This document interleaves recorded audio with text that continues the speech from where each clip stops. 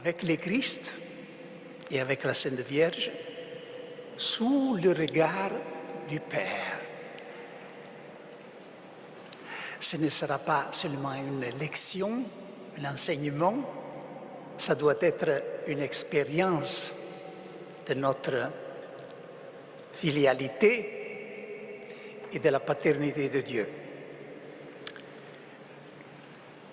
Le Notre Père est un des plus beaux cadeaux que le Christ ait laissé à l'humanité.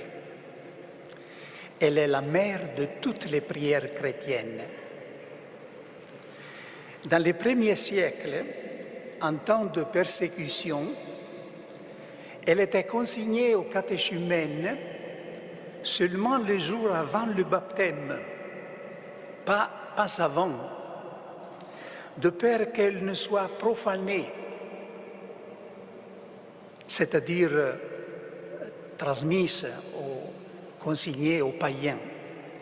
Celui qui le recevait en gardait les mots comme des reliques et attendait impatient le moment où, sortant des eaux baptismales et levant les mains vers les cieux, pouvait pour la première fois appeler Dieu Père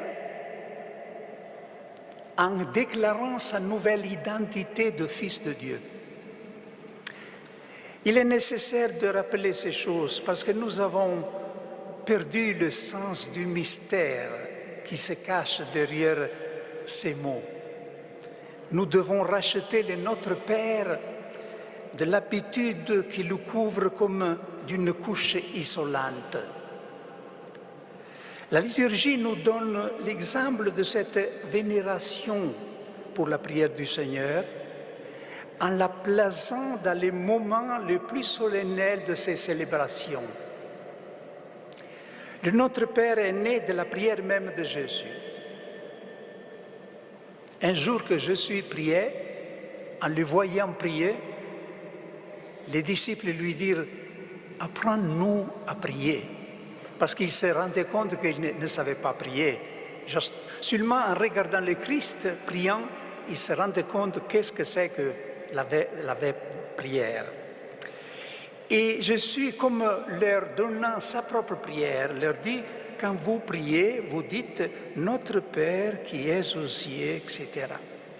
C'est ainsi que doit être vu le Notre Père, comme la prière de Jésus qui se répand dans son corps mystique, qui descend de la tête au corps. En la prononçant, nous sommes entraînés dans le même élan de confiance, de louange, de tendresse et d'amour pour le Père qui remplissait le cœur humain du Christ. Cela ressort de ce que saint Paul nous dit en Galates 4, 6, et puis dans la lettre aux Romains aussi. Il dit « La preuve que vous êtes des fils, c'est que Dieu a envoyé dans nos cœurs l'esprit de son Fils qui crie « Abba, Père ».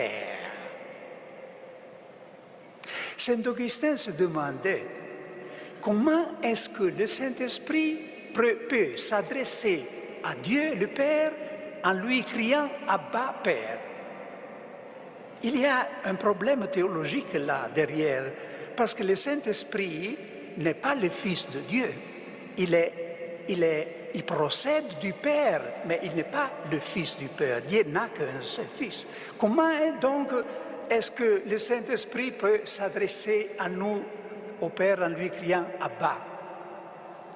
Et la réponse c'est que c'est parce que c'est l'Esprit du Fils, l'Esprit qui s'est historicisé et comme incarné dans le Fils, et qui continue à nous le cri de Jésus, le Fils.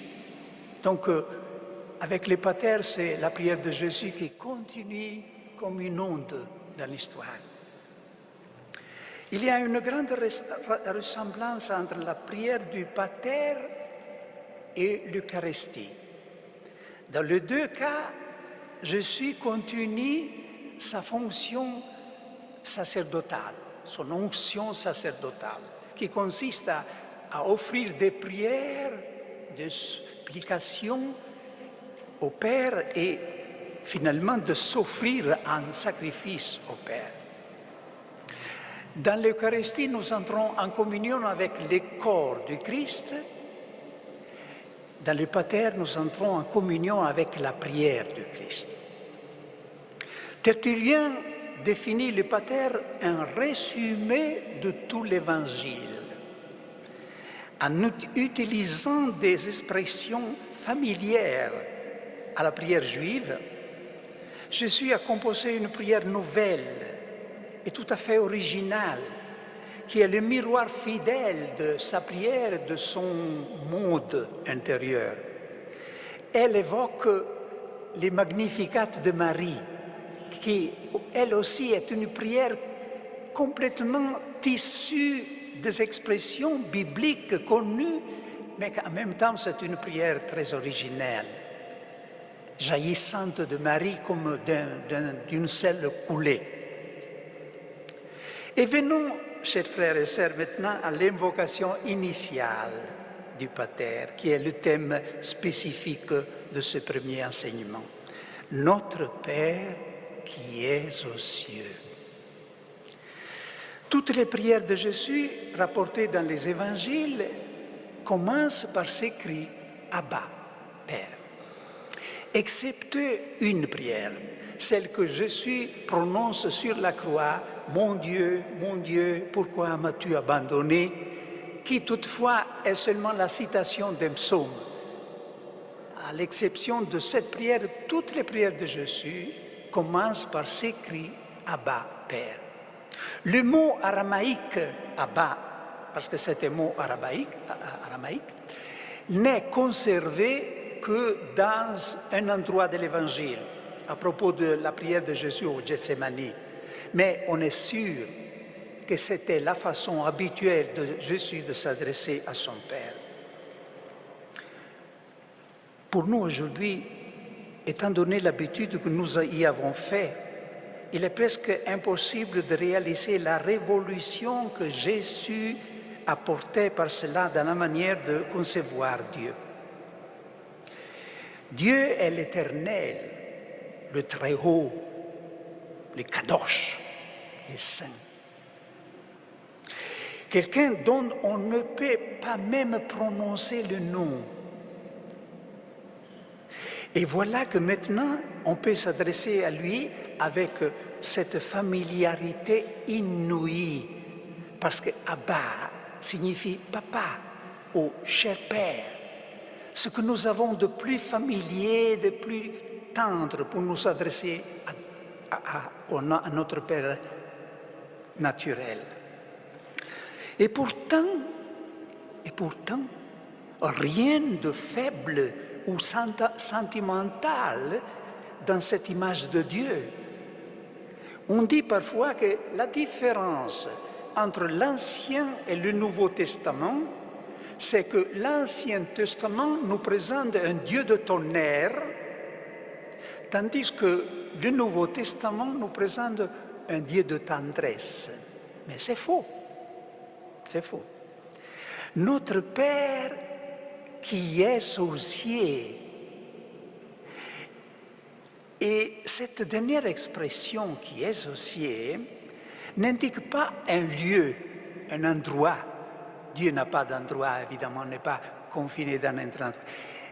L'expression indique un état, une manière d'être.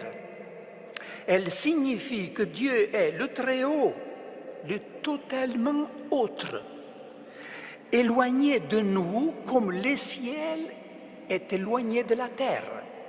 Cela veut dire l'expression « qui est aux cieux », qui est très importante. Il faudrait toujours tenir ensemble les deux. Notre Père qui est aux cieux. Quelle est alors la nouveauté apportée par Jésus?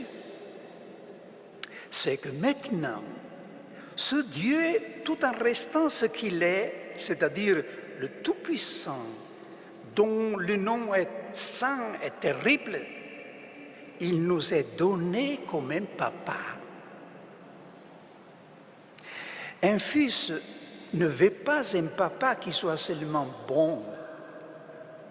Il a besoin d'un papa qui soit aussi fort, sûr, pour le protéger. Et tel est le Père que Jésus nous a révélé. L'Église a repris cette idée de Dieu, ces mystères fascinants et terribles, comme on dit ceux qui étudient la phénoménologie religieuse. Et il a repris cette idée de Dieu en la plaçant tout au commencement de son credo. Je crois en Dieu le Père Tout-Puissant. Père, mais Tout-Puissant. Tout-Puissant, mais Père. C'est formidable, le contenu de cette expression au commencement du credo. Je crois en Dieu le Père Tout-Puissant. Père Tout-Puissant.